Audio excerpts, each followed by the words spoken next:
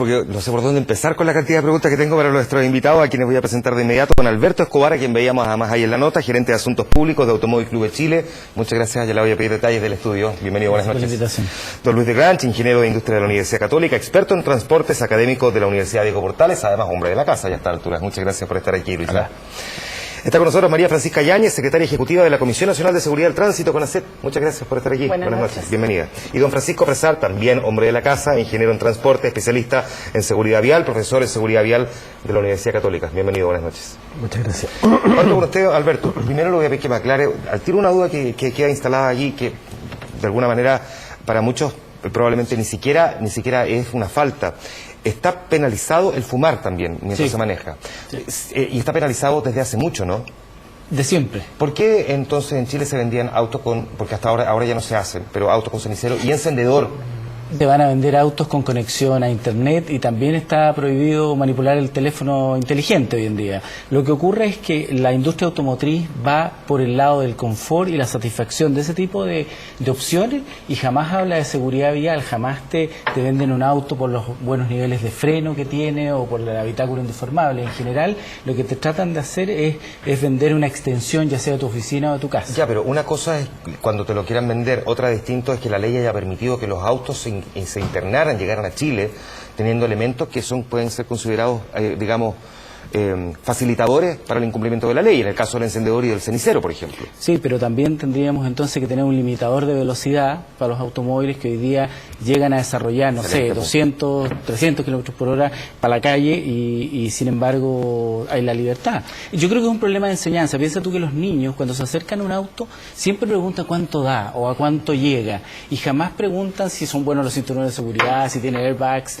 y así tú vas creciendo en un ambiente en que la seguridad vial no está instalada y menos en la seguridad de los vehículos. Vamos a ir con las cifras al tiro y aprovechar de preguntarle a María Francisca, pero antes te pregunto a ti, Luis, en términos globales, en términos de tu mirada como experto en transporte, porque además, visto cómo es la realidad, la infraestructura de nuestras calles, ¿cómo es hoy día el chileno en términos de la conducción?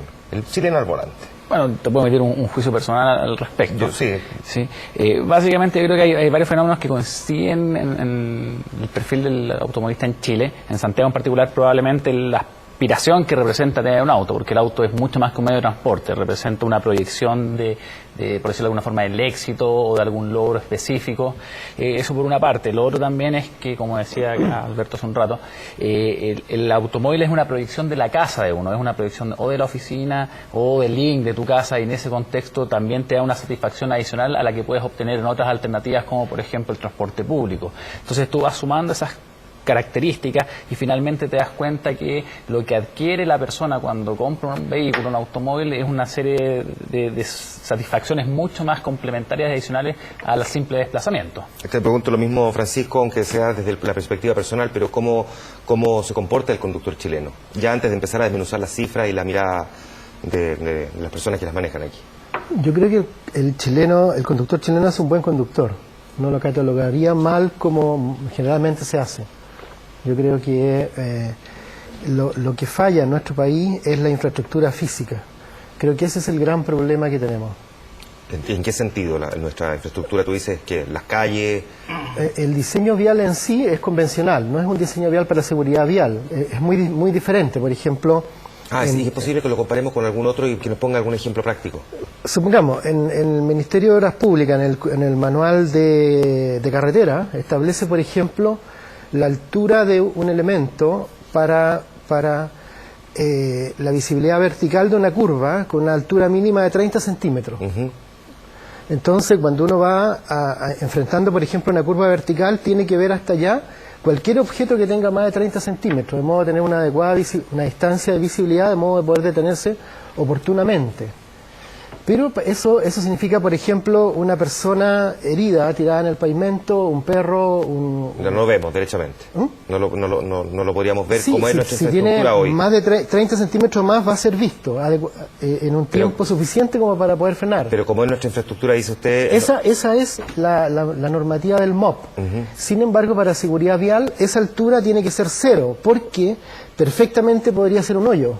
un agujero o una mancha de aceite. Vamos a entrar en este punto en un ratito más consecuencia, con se Luis. necesita que sea una curva de mucho mayor desarrollo. Voy a las cifras ya y quiero los resultados de la encuesta, pero antes te pregunto a ti, María Francisca, ¿cómo somos los chilenos en vista de los estudios y del análisis que hacen ustedes también? Sí, yo creo que ha quedado claro a nivel internacional, Juan Manuel, que los problemas de seguridad vial, de accidentes de tránsito son multidimensionales. Aquí no podemos echarle la culpa solamente a la infraestructura o a los vehículos o a las personas. Es un conjunto de factores. Ahora, lo que también está comprobado en el mundo es que el factor humano es el más trascendental. Y de hecho, ¿cómo dudarlo? Yo creo que si tú le preguntas a la mayoría de los chilenos, nos damos cuenta, nosotros mismos nos evaluamos como unos conductores de no tan alto estándar. ¿Y cuál es el origen de esto? Que otorgar licencia en Chile o sacar licencia de conducir en Chile hasta hace muy poco tiempo atrás era un trámite más. Juan Manuel, esto era como ir a buscar el carnet de identidad, como ir a buscar el pasaporte, y de hecho tradicionalmente solamente un 2% de quienes postulaban a su nueva licencia eran rechazados. Y esto no es... Particularmente el examen práctico era bien curioso. Mira, el examen práctico, el teórico, ¿verdad? Es que el nivel de dificultad era muy bajo. Ya les comentaba, solamente el 2% de los postulantes de nuevos conductores eran rechazados. Y no es porque somos especialmente mateos en la conducción, sino que porque nuestros estándares también eran muy bajos. Solamente con cambiar el examen teórico, que lo hicimos a final del año pasado, pasamos de un 2% a un 45%. Quiere decir que estamos teniendo un filtro un poco más efectivo para distinguir quienes están preparados para ser buenos conductores de quienes no. Así que ese hay un origen 45% es corregible, digamos, no personas que nunca en su vida van a poder porque no sé, tienen problemas No, tienen más oportunidades. Lo que pasa es que hay muchas personas que no preparan bien su examen teórico, que no preparan bien su examen práctico, porque tradicionalmente era tan fácil que tampoco era un momento importante en la vida de la persona. Aprendía a manejar en el día a día, digamos, no se preparaba para dar el examen ya sabiendo. Es que esto era más que nada que te enseñara tu abuelo, tu papá, un amigo. La verdad es que esto es muchísimo más serio. Pensemos que una persona al volante puede influir no solamente en su vida, sino que en la vida de peatones, ciclistas, otros conductores, los propios pasajeros. La verdad es que es una responsabilidad enorme y por eso nosotros queremos que en Chile la licencia de conducir sea un privilegio más que un derecho y un privilegio llevado con responsabilidad. Vamos a hablar de eso en un segundo más también porque creo que es importante todas las discusiones que se han dado, pero Alberto, el estudio del Automóvil Club es bien no voy a decir revelador porque sería mentiroso. Yo creo que más de alguno de nosotros lo había pensado antes, pero al menos sí refleja una realidad en la que poco se discute, que es el comportamiento que tiene el chileno con la tecnología, con el celular particularmente, mientras va manejando. Sí, pero en general, y en esto yo siempre he discrepado con el profesor Fresar, a pesar del aprecio que le tengo, el conductor chileno es muy malo, no es un buen conductor. A ver, algunos datos relevantes. El 90% de los conductores no tiene conocimientos relevantes de las leyes del tránsito. Por lo tanto, no conoce el idioma del sistema vial y cuando uno conoce el idioma no te entiende y tienes la tasa de siniestralidad que es escandalosa en nuestro país con respecto a la población que tenemos.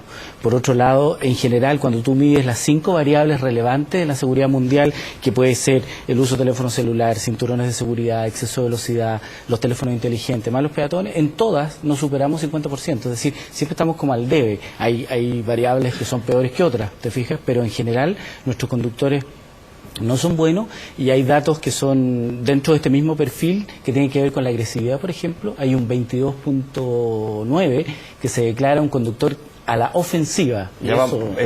Vamos a entrar en el detalle de las cifras. Antes sí sería bueno, no se me va a enojar ninguno de los dos, que aclarar que uno es ingeniero, el otro es gerente de asuntos públicos del Automóvil Club. Al ingeniero le interesa, por supuesto, que su expertise también se ponga a disposición de la autoridad para mejorar la infraestructura vial. El Automóvil Club, sin duda, entre otras cosas, prepara a los conductores, por lo tanto, si lo encontrara todo bueno, se cierra el negocio. Sin duda, no, pero el punto está en que de las 3 variables de la infraestructura que participan en el sistema vial, la fabricación de automóviles, la infraestructura vial y los conductores, los únicos que pueden tomar decisiones sobre la marcha son los conductores. La infraestructura vial no cambia cuando tú ya vas chocando, estás perdiendo el control de tu vehículo, y los automóviles de alguna manera hoy en día algo corrigen, pero todavía no está masificado, por ejemplo, el control de estabilidad. Pancho está en minoría hoy en día. Somos amigos personales, pero creo que está traído uno abajo.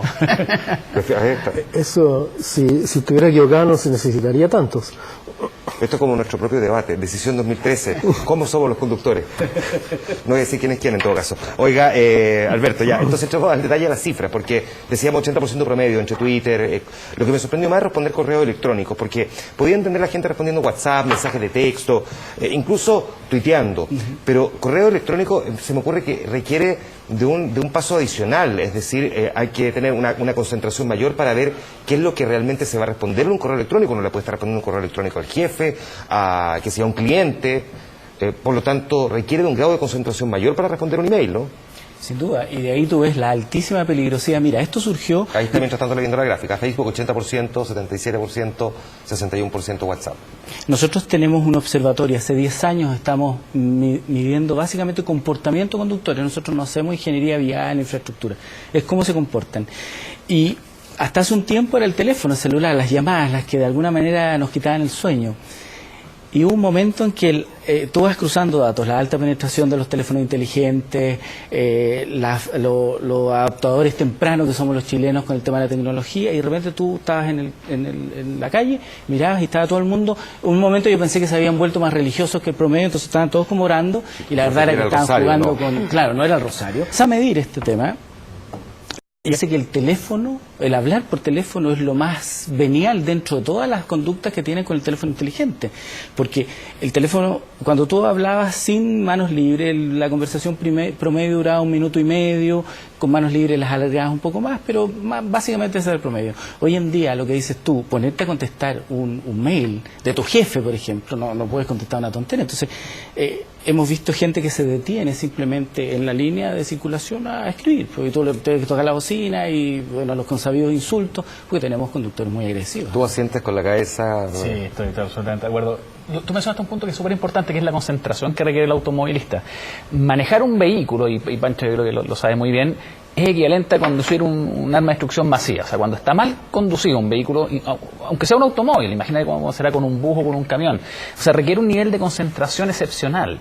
¿Ya? Y por lo tanto, cualquier distracción que requiere también un nivel de concentración no menor. O sea, cuando tú redactas algo, es como cuando te pones a leer el diario. O sea, realmente vas a poder conducir y leer el diario al mismo tiempo. Se imagina lo que es leer Facebook o responder un WhatsApp. La verdad es que son actividades tremendamente contradictorias una con la otra. Y hay un test que la verdad es que yo creo que es realmente práctico para determinar si uno está concentrado o no conduciendo. Y es, si te adelanta un vehículo, ya que tú no sabes que te iba a adelantar, es porque ibas desconcentrado. Y por lo tanto, esa es una señal muy clara y que la podemos ver permanentemente para darte cuenta que requieres tomar nuevamente la concentración mientras conduces. Porque tú decías, María Francisca, que los conductores chilenos, a pesar de cómo hemos ido avanzando aquí en la obtención de la licencia, de todas formas sacan el carnet y cuando salen a la calle tienen este comportamiento que está describiendo Alberto. Efectivamente, yo creo que hay un tema... O sea, ¿cuánto pudimos haber corregido que vaya pasado del 2 al 45% de rechazo si una vez que obtienen el carnet, de todas formas son personas que cuando están manejando están dispuestas a responder o, como bien describe aquí Luis, a hacer cosas que son distintas a la concentración al momento de manejar? A ver, a nosotros nos parece que los cambios culturales toman tiempo. Nosotros no pensamos que con una medida de seguridad vial vamos a cambiar la situación de accidentabilidad o de comportamiento de los conductores de un día para otro. Pero sí quisiera poner un ejemplo. Yo ya comentaba en la nota y cómo asimilábamos el ejemplo de conducir texteando o conducir mandando un mail con el caso del estado de ebriedad. La verdad es que el efecto es bastante similar, pero pensemos en el castigo social. Hoy día es mucho más castigado socialmente entre los chilenos conducir en estado de ebriedad bajo la influencia del alcohol. Quizás la mayoría de nosotros no nos subiríamos a un automóvil si sabemos que el conductor ha consumido alcohol. Pero ¿cuántos de nosotros sí toleramos que a lo mejor tu amigo, tu familia, tu pareja vaya conduciendo, texteando, respondiendo un teléfono o haciendo cualquier otra actividad que te distraiga? Entonces, si bien la fiscalización, y así también lo mencionaba Alberto, es un punto importante y esta es una falta grave por la cual las personas arriesgan 60.000 pesos, yo creo que el riesgo mayor no son los 60.000 pesos, son la vida de las personas, pero también tiene que haber un castigo social importante.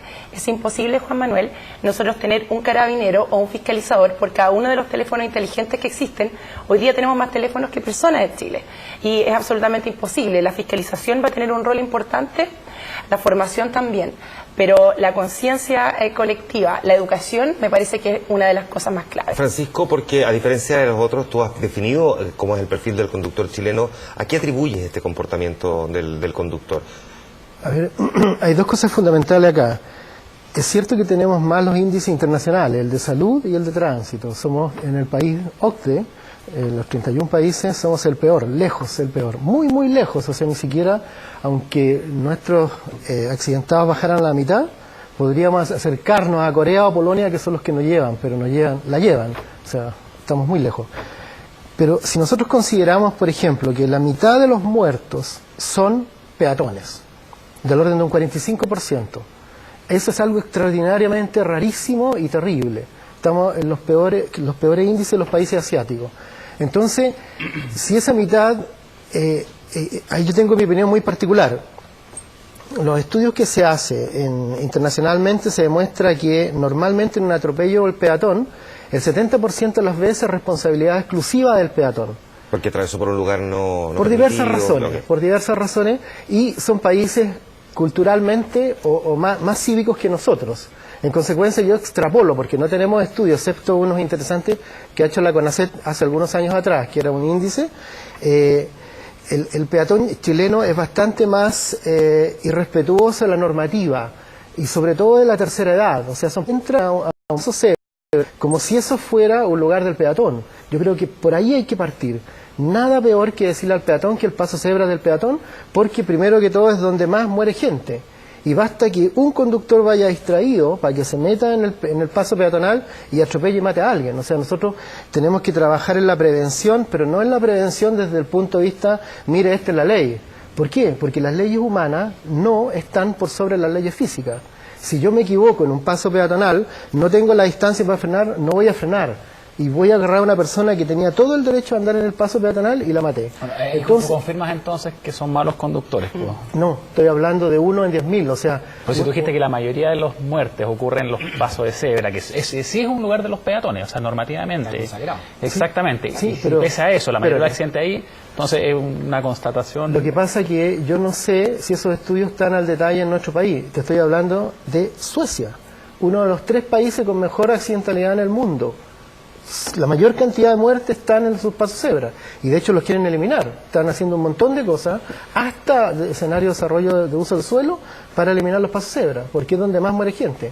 Entonces, tenemos la mitad de los muertos son peatones, donde la mayoría es responsabilidad del peatón, por una parte. Entonces, ese hecho ya nos hace mejorar bastante. Entonces, aquí donde yo haría 2 cosas, si uno quisiera, por ejemplo, tener ganancias espectaculares en bajar los accidentes, preocuparse de los peatones y controlar la velocidad. Es un tema que también voy a dejar reservado un segundo más, porque tengo ya 2 ahí pendientes, porque creo que es bueno mirar también qué ha pasado con las amenazas que en algún momento se plantearon de cursarle multa a los peatones. ¿Se acuerdan ustedes? Bueno, vamos a ver qué ha pasado en eso. Lo voy a dejar, que me parece que es muy relevante lo que tú estás planteando, Francisco, pero antes, y para cerrar al menos esta área, ¿tú serías capaz de describir cuál de todas las conductas en términos del comportamiento del conductor, más allá de manejar, fumar, hablar por teléfono, responder un mensaje de texto, un correo electrónico, es la más arriesgada, la más peligrosa? Yo te diría que básicamente el problema que nosotros tenemos es un problema actitudinal. El conductor más agresivo de la región es el chileno. Presenta conductas de pelearse con otro conductor superiores al promedio latinoamericano o de la región en general, desde México a Tierra del Fuego, para no tener pelea con ningún país. Entonces, ya tenemos un problema que va coadyuvando a tener mal comportamiento vial. Y dentro de esto es el exceso de velocidad, del cual hablaba Francisco, porque el 50% de nuestros conductores declara exceder siempre las velocidades máximas en ciudad y en carretera. Y cuando son menores de 25 es el 60%. Entonces, la velocidad es la que contribuye con más muertos. Y como bien decía el profesor Fresar, los peatones son el usuario más vulnerable de las vías. Y son pésimos peatones que después se convierten en pésimos conductores. Ya, pero vamos al comportamiento propio del conductor, independientemente de si infringe o no, por ejemplo, el límite máximo de velocidad. ¿Cuál de todas las conductas de los comportamientos mientras va manejando puede ser la más peligrosa? La velocidad. Por eso, pero al margen de la velocidad. Al margen de la velocidad. Al margen, el comportamiento. Te voy a decirlo más simple. Los que van cambiando la radio, los que van fumando, los que van andando por teléfono, respondiendo mensajes de texto, whatsappeando, tuiteando, claro, lo que pasa es que tú viendo DVDs. Hay autos que traen DVDs. Taxis que traen. Traen taxis, claro. Lo que pasa es que tú te estás concentrando En ese tema del segundo en uno de los distractores más fundamentales del tema de la conducción, que son los distractores. Dentro de ellos están los distractores tecnológicos, que son todo lo que tiene que ver con la telefonía, los GPS, etcétera. Y después están los culturales, peinarse, afeitarse, la gente que fuma, etcétera, etcétera. Maquillarse. Obviamente, pero cada uno de esos comportamientos, que básicamente lo que hace es no mantener atención en la circulación o en el tránsito, se ven exacerbados una vez más por la velocidad. Quiero vender el tema de la velocidad porque te recuerdo que sobre 70 kilómetros por hora, todos los atropellos, el 100% son mortales. Por eso, oiga, Entonces, un conductor distraído a exceso de velocidad... ¿qué es lo que más distrae al conductor? O sea, si lo por aquí, jugar que no entienda la pregunta. con sus juguetes electrónicos. Eso es lo que más lo distrae. Lejos. Más que afeitarse, más que el acto mecánico de maquillarse, por ejemplo, más que el acto de, no sé... maquillarse el que la fumar un lleva. cigarro. Maquillarse la lleva. Es del orden de 7 veces más, un factor 7 respecto de no hacer nada. El contestar el teléfono es del orden de 3 veces y el escribir un mensaje de texto o operar un GPS es del orden de 4 o 5 veces. Pero lejos maquillarse es el más peligroso. Juan Manuel, si me dejas complementar, creo que aquí el punto central es el tema de la velocidad.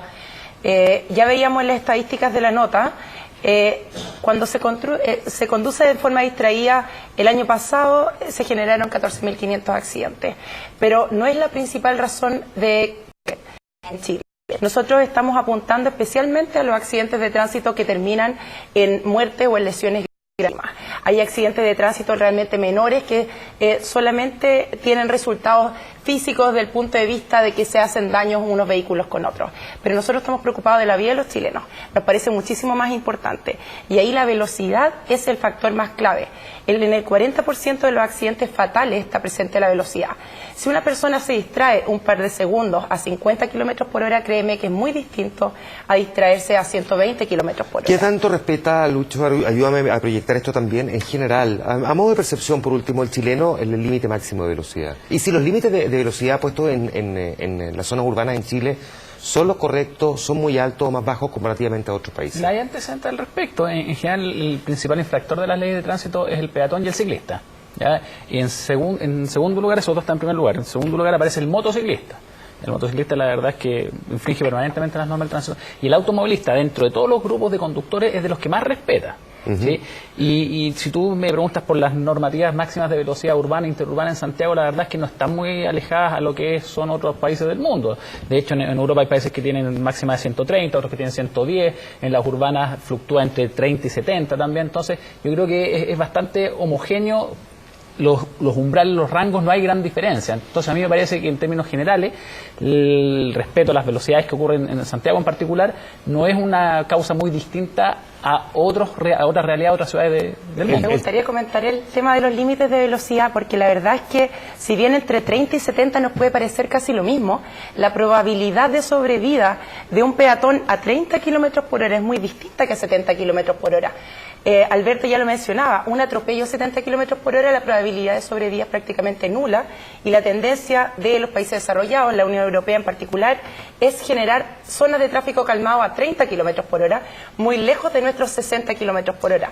En Chile, años atrás se subió de 50 a 60, lo que hoy día habría sido una aberración. Hoy día tenemos mucha más cultura vial y estoy segura que hoy día los parlamentarios no habrían aprobado una ley de ese tipo, y confiamos en ir en la dirección correcta de los países desarrollados. Francisco, porque también la pregunta aquí es más o menos obvia. ¿Sabe realmente el conductor cuáles son los límites de velocidad en determinadas zonas? Más allá, por supuesto, de lo obvio, las carreteras e incluso las autopistas dentro de las ciudades, pero en las calles, por ejemplo, uno transita por una calle cualquiera. ¿Sabe cuál es su límite de velocidad ahí, donde no está permanentemente señalizado? A ver, hay dos cosas que tienen que ver con eso. La primera es que cuando yo decía que el principal problema de las vías no necesariamente es la calzada del hormigón, es la señalización. Entonces, en lo personal, yo normalmente dudo de la señalización porque está mal hecha, donde sea, en las concesionarias privadas, en la ciudad, en las carreteras del MOP, cualquiera que sea, en área urbana, donde fuere, está mal hecho, está mal planteado, hay fallas garrafales. Yo podría agarrar a un notario e ir a mostrar, y de 100 intersecciones en Santiago, en 60, 70% está mal resuelto la semaforización, la demarcación, etcétera. Entonces, buen punto cuando uno dice el conductor no sabe qué velocidad, efectivamente puede que no sepa qué velocidad es, pero ahí hay un problema detrás, que si a él le otorgaron una licencia a conducir, se supone que tiene que saber cuál es la velocidad, porque no necesariamente se requiere una señal se requiere una señal para cambiar la velocidad tácita. No para mantenerla. No para mantenerla. Entonces, evidentemente las personas tienen que tenerlo claro si están autorizados a manejar. Y ahí es donde probablemente los conocimientos básicos para funcionar en este juego que es conducir, como decía Francisca, se requiere saber la normativa de tránsito. Ahora, aquí parece que se juntan todas las cosas y todos los males, digamos, porque para complementar lo que dice Francisco Luis, da la sensación también de que los criterios varían dependiendo de quién es el que finalmente establece la señalética. Voy a ponerte un ejemplo, no todos los lomos de toro son iguales, no todos los lomos de toro están marcados y anunciados de la misma forma. Algunos son más altos y más cortos, otros son más largos y más suaves. Solamente por citar un ejemplo, no existe una estandarización. Uno podría pensar que también, así como no existe en este caso, podría no existirla en otro, y eso también llama a confusión al conductor. Bueno, efectivamente, de hecho la normativa del lomo de toro tiene menos de un año, o sea, es súper nueva, y por fin existe algún procedimiento que permita regir un poco eso. Y otro ejemplo, también complementando el que das tú, el tema de los fotorradares. La verdad es que cuando se implementaron los fotorradares hubo toda una especie de concertación en contra de este dispositivo, que básicamente lo que hace es salvar vidas. ¿Por qué? Porque lamentablemente en algunos casos donde le bajaba golpe la velocidad y el no la alcanzaba, era un cazatonto, era un cazatonto para sacar parte. Pero el fotorradar es una herramienta que viene utilizada, puede ser tremendamente valiosa. Estamos definiendo aquí que el principal problema entonces, Alberto, es el exceso de velocidad, que el conductor chileno maneja siempre muy rápido y de manera muy agresiva. Que son dos elementos que creo que son fundamentales para empezar la conversación. Ya en estos 25 minutos recién hemos logrado decantar esta parte. Vamos, es que me parece relevante que hayamos puesto en este nivel de detalle cómo se comporta el conductor chileno. Ahora, ¿cuáles son los factores que agravan y que precisamente porque es más agresivo, porque no maneja tan bien según Francisco, pero porque además maneja exceso de velocidad, pueden provocar la falta? ¿Cuáles son en ese listado cuestiones que hemos visto ahora y algunas que no estamos viendo? Porque hemos nombrado varias. Sí, a ver, son varias, y aquí le voy a conceder a los ingenieros viales gran parte del crédito, en el sentido que después de exceso de velocidad y tener un conductor muy agresivo, la geometría de las vías va a influir fuertemente, y en nuestro país, siguiendo el desarrollo del profesor Fresar, efectivamente nosotros tenemos mal instalada la señalética, y convive en nuestra ciudad y en nuestras carreteras señalética antigua. Cuando se cambió de 100 a 120 todavía hay letreros de 100 que conviven con los de 120 porque la municipalidad no tuvo dinero para sacar el de 100, etc. Señalética que llama también a la confusión. Señalética que le indica a uno tarde, o que le indica de mala manera, por ejemplo, cuál es la salida para ir a una determinada ciudad, poblado, en fin, también, y que por lo tanto inseguriza al conductor. En general, claro, y por ejemplo, si lo llevamos al extremo, y una cosa que vivimos hace un par de semanas, las inundaciones de los pasos bajo nivel. Estaba conversando con unos ingenieros australianos cómo ellos solucionan esto, y después de que se terminó reír largamente, porque es muy fácil la solución a los bajo nivel, me decía, pero ustedes tienen 11 bajo nivel en Santiago que se inundan, y saben que hace más de 30 años se inundan, y son 50, imagínate. Entonces yo le decía, sí, ya, bueno, eso se puede arreglar, ¿te fijas? Entonces tenemos que ir hacia la lógica. Entonces, ¿qué me decía él? Lo primero que se hace, la policía australiana bloquea el paso. Entonces después él había conocido esta anécdota de la mujer con su hija que quedó atrapada. Entonces él decía, ¿cómo el Estado le entrega a una mujer la decisión temeraria con muy poca información? ¿Cómo permiten ustedes hacer eso? Eso ocurre cuando tenéis poca información, ya sea desde el punto de vista señalética o desde el punto de vista de cómo enseñaste a un conductor. Nadie sabe cómo enfrentarse a un paso bajo nivel inundado, por ejemplo. Ahora, esas cosas pueden ser un poco más difíciles, pero también probablemente pueden formar parte de una campaña. Pero cuando un conductor sabe, por ejemplo, que hablar por teléfono es peligroso, y sobre todo si maneja exceso de velocidad, y considerando que hoy día la tecnología, particularmente los smartphones, vienen en su gran mayoría con el audífono, con el micrófono, digamos, para poder hablar, no sé si esa normativa o ese sistema está permitido por ley, pero evidentemente distinto que perder completamente la utilización de una mano mientras se está hablando por teléfono, ¿no? Sí, la ley chilena permite el uso de manos libres, Juan Manuel, pero la verdad es que nosotros no lo recomendamos. Imaginémonos qué tipo de noticias nos pueden dar mientras estamos manejando. Puede ser una sorpresa muy agradable o puede ser una pésima noticia que también puede afectar a nuestra conducción. Así que si no es estrictamente necesario, nosotros le decimos a los conductores, ojalá no se genere ningún tipo de distracción, ni siquiera con manos libres. Ya, ahora, si es estrictamente necesario... ¿Qué pasa si va más de una persona en el auto? Si más de una persona en el auto va conversando y a partir de esas conversaciones pueden surgir también múltiples sorpresas. Mi amor, te fui infiel. Es evidente. Por ejemplo. Y de hecho, por eso... Yo he escuchado acá historias. No, por eso hay cierta flexibilidad y se puede manejar con manos libres sin ningún tipo de infracción. Pero, Juan Manuel, yo creo que tú has llegado al punto más clave de la seguridad vial y al desafío principal que tenemos como país, que son los excesos de velocidad. Luis ya lo decía y está comprobado a nivel internacional. El uso de radares, el uso de mecanismos automatizados para controlar la velocidad son fundamentales si queremos reducir drásticamente los accidentes en Chile. Ya hicimos una ley drástica pero muy preventiva, que es la ley de tolerancia cero, y me parece que los conductores de a poco han empezado a cambiar su conducta. Pero si no apuntamos todas nuestras fichas ahora a la velocidad, no vamos a seguir bajando los accidentes de tránsito. Ahora, puesto el tema de la velocidad, ya por eso lo despejo, porque el tema del exceso de velocidad ya ha quedado bastante claro. En esta primera parte del programa quiero avanzar en otros comportamientos también irresponsables de los conductores. ¿Cuáles uno debería identificar? Necesito que me los vayan diciendo como para que el que nos está viendo diga, yo pensé que eso no era necesariamente irresponsable. Que está relacionado con el nivel de concentración que requiere la actividad. O sea, si por ejemplo para ti mirar Facebook te exige menos concentración, menos uso del cerebro, que escribir un mensaje de texto va a ser más peligroso el mensaje de texto. O sea, yo creo que conducir concentración muy superior a lo que era la cultura nacional. ¿Cómo lo han resuelto otros países entonces, cuando la gente se mete dentro del auto con el smartphone?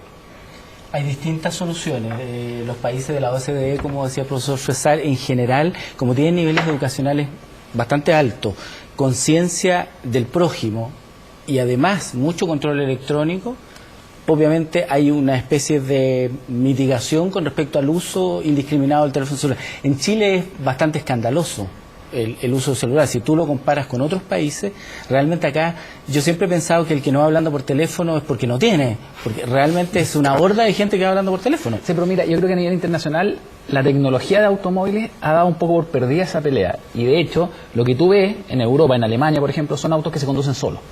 ¿Ya? Y yo creo que hacia allá apunta la innovación tecnológica. ¿Por qué dice que le han dado por perdida? ¿En qué sentido? Que es muy difícil tratar de persuadir a una persona para que realice actividades que le gusta hacer y que prohibírselas dentro del auto. Yo sé que, ya me imagino ya en todo lo cual puede ser tu respuesta, pero no es lo mismo que yo tome el teléfono, marque el teléfono y me lo ponga y vaya manejando, a que en la pantalla de los autos más nuevos está todo incorporado en el volante, en el que uno elige el número al que va a llamar y marca directamente desde ahí, y con el sistema manos libres en el auto. Por eso de todas formas igual es fatal. Mientras menos segundos de distracción, mejor, pero ojalá no exista ninguno solo. Claro. Un segundo puede generar la diferencia entre tener y no tener un accidente de tránsito. Y además, Juan Manuel, algo muy simple. Hemos hablado de la distracción, pero no hemos hablado de un objeto mucho más sencillo que los conductores chilenos no todos han aprendido a usar, que es el cinturón de seguridad. Ya vamos a ir a eso, se lo tengo también en mi pauta, pero usted no me cambie. Estoy poniendo más temas. Pero el tema de la distracción... Me saca cada vez que la quiero llevar a otro tema. Yo estoy preguntando primero por los elementos que son cotidianos, los que uno lleva en la cartera, en el bolsillo, y que no le parece, como yo preguntaba al principio, fumar un cigarro, que puedan ser eventualmente peligrosos. El gran peligro de los distractores, agrupémoslo en esta gran familia que son los distractores, es la percepción de baja peligrosidad que está asociada al uso de ellos. Ahí es donde está la clave. Francisco, te quedaste con la palabra ahí tú. Perdón. Sí, es que hay dos cosas que han quedado en el aire por el cruce de comentarios. El primero es que la cifra que nosotros tenemos, que hemos medido en proyectos gigantescos como la encuesta de origen-destino, más o menos en áreas urbanas, de 3/4 de los conductores anda a una velocidad mayor que la autorizada. Es decir, esa violación la vimos en distintos barrios, en distintos tipos de calles, con distintos tipos de vehículos. Es decir, en las esquinas no, obviamente porque hay congestión, pero en el centro de la vía llegaban a velocidades 70, 80 kilómetros por hora. Y eso 3/4 de las personas. O sea, uno podría extender eso, decir que probablemente 3 de 4 conductores siempre excede la velocidad autorizada. Y en relación con la pregunta de por qué cuando uno va en el auto, y claro, va una persona al lado y va conversando, Pero eso es muy distinto que remotamente alguien que puede estar sentado frente a una chimenea fumando un cigarro, tomándose un whisky, contándole algo, terrible o no, como decía Francisca, a una persona que no sabe cuál es el ambiente que tiene en el habitáculo, el ruido, la velocidad, la fricción lateral, etcétera. Pero el que va al lado también está metido en el mismo habitáculo cuando van conversando. Entonces es típico que uno va conversando y si la cosa se pone difícil, la persona que al lado le toca la mano, le dice, oye, concéntrate, qué sé yo, porque todos van compartiendo la velocidad del auto. Es un punto ese que me deriva a este otro, entonces, Luis. ¿Qué pasa con los elementos distractivos que no están al interior del auto, sino que son exteriores? Por ejemplo, hoy día, las publicidades que son de pantallas LED y que van cambiando y que son muy vistosas, en algunos casos bien luminosas y que en algunos momentos del día pueden terminar resultando un factor de riesgo, te pueden encandilar. No, sin duda. Va más que la parte lumínica, por decirlo de alguna forma, yo creo que justamente la distracción que te genera. Si yo insisto, el tema de la concentración mientras uno conduce es fundamental. Pero ¿cómo se ha regulado eso? Porque hoy día uno las ve y cada vez se va multiplicando más. Yo creo que no hay normativa, no sé si Francisca me puede corregir, pero tengo entendido que no hay normativa al respecto. De las pantallas luminosas que están en las calles en términos de publicitarios. Hay normativa en términos generales de la publicidad, pero también se deja mucho a los gobiernos locales, a las municipalidades que dan ciertos permisos. Y lo que no está regulado aún, y sí muchos países lo han hecho, es la cantidad de iluminación que tú puedes poner en este tipo de anuncios en la vía pública. Así que es un tema pendiente y seguro que tenemos que mejorar también la infraestructura vial en nuestras calles y carreteras. Que este es un tema el de las pantallas, porque también son elementos distractores que no necesariamente ya son responsabilidad propia del conductor. Ahí hay un tema relevante, es cierto, que hay dos cosas. Normalmente estas están seteadas para que se vean de día, con sol. Entonces cuando llega la noche, el deslumbramiento es espectacular, es gigantesco. Por ejemplo, zonas oscuras como pasando por debajo de la Kennedy, no conforme con iluminar en el puente, porque ahora están construyendo las caleteras, pusieron unos pórticos antes. Pero cuando estaba ahí se generaba lo que se llama un punto ciego absoluto, porque uno llega deslumbrado bajando por Manquehue en Kennedy, todo blanco, y en el puente en sí, debajo no había nada de iluminación. O sea, si hay un vehículo detenido, era un choque seguro. Ahora, el deslumbramiento es gigantesco, y nosotros, nuestra universidad, hará 8 o 10 años atrás, nos pidieron medir en una municipalidad rica de Santiago, complicada con esto, por la prensa, porque nosotros desarrollamos un método de medición para las luminarias de las concesiones, y como teníamos los instrumentos, hicimos la medición de acuerdo a las normas internacionales. Sin embargo, salieron bien aprobados porque ellos hicieron la trampita, que cuando íbamos a medir de noche, pusieron pura publicidad café, de color café, me acuerdo, cecina, todo oscuro, ni una blanca. Entonces estuvimos ahí desde las 8 de la noche hasta las 4 de la mañana esperando un blanco y nada. Porque sabíamos que era medir, porque nos contrataban ellos mismos. Que echar la ley, echar la rampa. Qué clásico es el chileno. Oye, tengo pendiente el cinturón de seguridad, tengo pendiente el tema de los peatones, pero antes, una última cosa sobre esto, que es en lo que se basó la idea, además, esta mañana de tener el tema hoy en vía pública, este estudio que hace el Automóvil Club. ¿Cuánto entiende realmente el conductor chileno que porque lo veíamos recién en la nota de Davor Juranovic, cuando está en el semáforo detenido, cree que no está cometiendo una infracción? Por lo tanto, para que no quede la sensación de que el conductor chileno es permanentemente opillo, que infringe todas las normas y que sabe que todas las cosas que está haciendo tienen características de ilegalidad, ¿cuánto realmente puede ser ausencia de información, de que él entienda de que, así como fumar dentro de un auto hoy día está prohibido, el estar detenido no significa que se le permita, por ejemplo, utilizar el celular? Yo creo que la actitud del conductor, que como diría un psicólogo, es oposicionista, desafiante permanentemente con la normativa. Tenemos infractores que son muy refractarios a la legislación. Yo te diría el 30% del total de nuestros conductores es refractario a cualquier legislación. Es decir, él no le hace caso a nadie, para ponerlo en buen castellano. E incluso inconscientemente los conductores tienen mayor percepción del peligro de ciertos distractores tecnológicos. No sé si te ha pasado que vas a la calle, te convidaron a un cumpleaños, estás buscando la casa y de repente bajas el volumen de inmediato a la radio porque te quieres concentrar, pero estás mirando, pero le bajas el volumen. ¿Por qué la gente cuando se estaciona le baja el volumen a la radio? Es una de las clásicas preguntas sin respuesta de la humanidad. Es que tiene que ver con que tú percibes que te está faltando concentración, y como nosotros tenemos un cerebro medio primitivo que no le avisaron que evolucionamos, él cree que está en la época muy prehistórica, donde tiene que buscar concentrarse, así como el déficit atencional. Excelente punto el que acabas de plantear. La que es verdad. Es cierto. La información profesional. Lo que me lleva de vuelta también al tema de la radio, porque las radios hoy día vieron los autos y también, así como el encendedor y el cenicero, instaladas desde que la radio es radio. Cada vez que uno se sube el auto, y hoy día cada vez trae más parlantes, trae los Twitter ahí, qué sé yo, suena la maleta, en la guantera. O sea, pero también uno pierde capacidad de concentración cuando va a cambiar la radio. Sí, yo creo que cada vez es un desafío mayor estar concentrado en el momento de la conducción. Y en este momento, Luis, yo creo que tomo tus palabras. Yo creo que la concentración es clave y si bien necesitamos bajar la radio para encontrar una dirección, imagínate lo que significa prevenir o manejar previniendo cualquier accidente de tránsito con otro tipo de distractores como los que tú ya has mencionado, como el teléfono, como el maquillaje, como una llamada. ¿Pero es realmente un distractor la radio? Lo pregunto desde el... Sí, de baja complejidad. Sí, está definido. Pero de baja complejidad. Pero depende, porque si tú le subes el volumen aumenta la complejidad. Depende de del hecho, hay volumen. estudios que ha hecho el ejército de Estados Unidos que le pasan unos iPods a los militares y le ponen música AC/DC, corrígeme tú, ¿no? Tú sabes mucho música, y les mejora la adrenalina para la guerra. Es decir, sí, claro, la música te cambia el estado de ánimo. Es que hay o cuando la gente corre, exactamente, es claro, una compañía. Así que tenemos que tratar de que nunca haya un distractor que nos acompañe en la conducción. Yo creo que esa es la clave. Sí, porque hay autos que sí bajan el volumen de la velocidad a medida que uno se va deteniendo. Sí, o sea, yo creo que esta es una pelea perdida. El tema de los dispositivos de las distracciones, ¿por qué? Pues básicamente por dos cosas. Uno, porque cada día estamos más tiempo dentro del auto. O sea, con los tacos, con la congestión, con el aumento del tamaño de las ciudades. Imagínate que a uno le diga que no puede escuchar radio. No, imagínate. Y la verdad es que el auto se transforma en una proyección de tu oficina o de tu casa. Y por lo tanto tú siempre vas a buscar, y nadie lo va a poder evitar con ninguna normativa, que tú hagas otras cosas. Y por eso, como te digo, hay innovaciones tecnológicas en la construcción de autos. Ahora vas acá, tienes un auto que se estaciona solo. ¿Ya?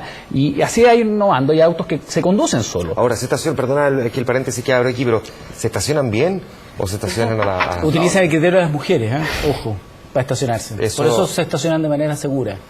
Ya.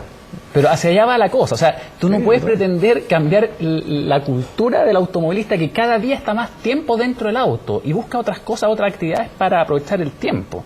Entonces creo que por eso es una pelea un poco perdida. El cinturón de seguridad me sorprende que me la menciones porque da la idea, y en algún momento así además se hizo saber por parte de la autoridad en los años 90, que Chile había sido uno de los países del mundo occidental que más rápido había aprendido a utilizar el cinturón de seguridad. ¿Esto no es verdad o es verdad, pero todavía tenemos un porcentaje de gente que no lo usa? Inicialmente avanzamos rápido, pero hoy, y aquí tengo que tomar tus palabras también, Francisco, somos el último país de la OECD. El 50%, nuestro último estudio en las distintas ciudades de Chile, muestran que el 50% de los ocupantes de los asientos delanteros usan el cinturón de seguridad. El 50% de los delanteros. Ahora, perdona. Trasero solamente 10%. Me voy al asiento trasero, pero del 50% de los asientos delanteros. Pero ¿cuánto cuando se trata del piloto y no del copiloto usa el...? Lo medimos a igual nivel, pero 1 de cada 2 chilenos no está usando el cinturón en asientos delanteros, donde el uso de cinturón de seguridad es gratis. No hay ninguna explicación. Es un clic que te puede salvar la vida. El mejor seguro de vida de un automóvil es el cinturón de seguridad. No hay ninguna duda. Ya, ¿somos buenos para usar el cinturón? Malo, yo concuerdo con los datos de Francisca. Increíble, El dato nuestro es aquí. el 48% de los conductores solamente utiliza el cinturón, el 30% de los acompañantes y los asientos de atrás solo el 2 o 3%. ¿Cuál es la razón de por qué no usan el cinturón hoy por hoy? Yo creo que es un tema de incomodidad nomás, que no un dispositivo cómodo. Cuando tú usas un taxi colectivo, nadie se pone el cinturón. Están tampoco. enterrados debajo de los asientos. Además. Ahora, pero uno puede entender que en el caso de las mujeres hubo toda una discusión si resultaba lo suficientemente cómodo y incómodo por, digamos, la fisonomía de la mujer propia, pero en el caso del hombre, salvo que argumentaba que se le marcaba la corbata, que me parece una tontería, o que sacar la corbata por delante, no tiene mucho sentido el que no hayamos avanzado entonces más rápido en la utilización del cinturón. Pensé que en esto sí ya teníamos terreno ganado. A ver, yo creo que ser más feo que una mancha en la corbata es una muleta. Entonces las personas debieran pensar eso. Ahora, yo difiero un poco de la labor que no de tu labor, sino que haya un papá fisco, que haya un papá Estado que nos obliga a usar el cinturón, que nos obliga a bajar la velocidad, que nos obligue a hacer esto, y dice, no funciona porque no hay fiscalización. Entonces, esto es muy raro, es como la contaminación. La contaminación es global, si nos envenenamos nos vamos a morir muchos. Y aquí es igual. ¿Por qué habrían de usar el cinturón de seguridad so pena de un parte? ¿Por qué habría de bajar la velocidad porque me van a infraccionar? Porque es muy fácil, digamos, es muy difícil que nos puedan infraccionar. 1 cada 10.000 probablemente es sancionado, es detectado. ¿La gente empezó a usar el cinturón por la sanción Sí, o por la conciencia? solo por la sanción. Claro, Solo por la entonces, sanción. yo veo y estoy bastante optimista porque mis hijas, que ya son grandes y manejan, y mi hijo chico que tiene 10, ellos tienen clarísimo, se suben a un auto y lo ponen de inmediato. Y mis hijas también, o sea, yo la iba a buscar, me refiero a una noche en la fiesta. O sea, primero que todo, ellas sabían que podían llevar a 4 amigas en total, o sea, ellas 4 porque había 4 cinturones. Entonces se subía, qué sé yo, cualquiera, sonaba el clic y yo no partía. Entonces decían, ay, es que mi papá no parte si no escucha 4 clics. Entonces yo no partía. ¿En la nueva generación ha cambiado eso? Sí. En la nueva viene generación fuerte. tenemos mucha más formación, hay más conciencia, así que nosotros esperamos que con la renovación de las generaciones, el uso del cinturón de seguridad, la no presencia de alcohol cuando se conduce y la reducción de la velocidad también esté incorporada como en tu ADN. Juan Manuel, ¿alguien se cuestionaría ir a lavarse los dientes antes de acostarse? No, porque tus papás te lo enseñaron desde pequeño. Claro. Lo mismo sucede con el cinturón. Si yo aprendo toda mi vida a usar el cinturón de seguridad, no voy a decir después de que me molesta, de que la corbata, que no sé qué. No hay un tremendo excusa. punto. ¿Ah? Nos hubiese gustado hablar más del tema de los... Por cuidarse uno mismo. Bueno, aquí ahí está la discusión, ahí está una discusión que tiene que ver mucho más con la preocupación propia. Me hubiese gustado hablar de los peatones, nos quedamos pendientes, pero les quiero agradecer a los 4, Alberto, a Luis, muchas gracias por haber estado aquí. Terminó ya, pues se nos pasó prácticamente la hora. María Francisca y Francisco, muchas gracias a los dos también por haber estado aquí. Gracias a los 4. Muchas gracias. Vamos a la pausa, volvemos a Vía Pública.